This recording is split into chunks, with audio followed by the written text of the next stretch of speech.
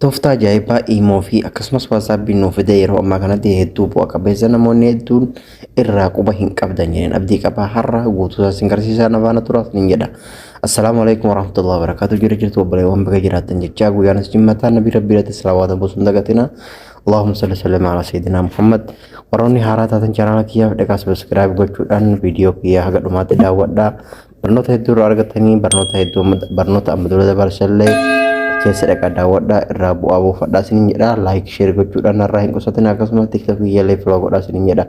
Ka WhatsAppidha amma dura sin garsiisan jira garuu har'a gabaabsee sin garsiisaa. Fakkeenyaaf warra ka WhatsAppii profaayilii yeroo kanatti WhatsAppii keessa seenne profaayilii gubbaa seenne karaa ol bunnee karaa gadii kanatti nuuf fidaa jechaadha. Karaa gadii kana nuuf fidaa bakka kana argaa jirtan jedheen abdii qaba.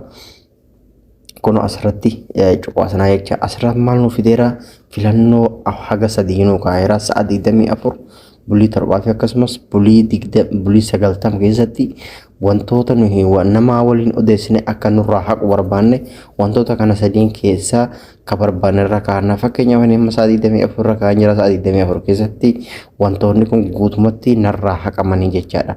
Itti aansuudhaan ka imoo sin garsiise ka imoo hedduu bareedaa takka waan hedduu namoonni hedduun irraa bu'aa buufatan jedheen abdii qaba. Fakkeenyaaf imoo keessa imoo nama tokko irra seenneeti asumas hin daawwachiisa. Profaayilii nama garaarra cuqaasna yookaan immoo bakka qastii sadan tana gubbaarratti cuqaasana jecha tuqaasa diinarratti quba keenyaan tuqna erga saara quba diina qubaan tuqneen booda asatti wantoota hedduu bu'a qabeessa nu barbaachisanii fi yeroo hedduudhaaf eegaa turre jechaadha. Tokko ka akka WhatsAppii yeroo amma dura sin garsiise katti aanu fakkeenyaaf iimoolee sa'a guyyaa tokko keessatti akkasumas bulii 7 keessatti akkasumas bulii 30 keessatti wantoota nuti namaa waliin odeessine guutumaan guututti ifirraa haquu danda'a. Kana sadii keessaa tokko gubbaa yookaan ka itti aanu hedduu namoota hedduu fayyada jedhee yaada.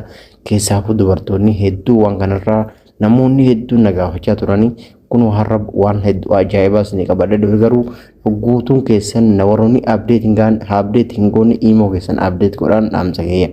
Fakkeenyaaf imoo kana yeroo irra cuqaasnu wanta ajaa'ibaa nuuf jedhufaa screenshot yeroo namaa waliin odeessitanii viidiyoo kaasuu fi screenshot fotos hin kaasuu gonkumaa namni hin danda'u yoo fedhii keessan ta'een alatti.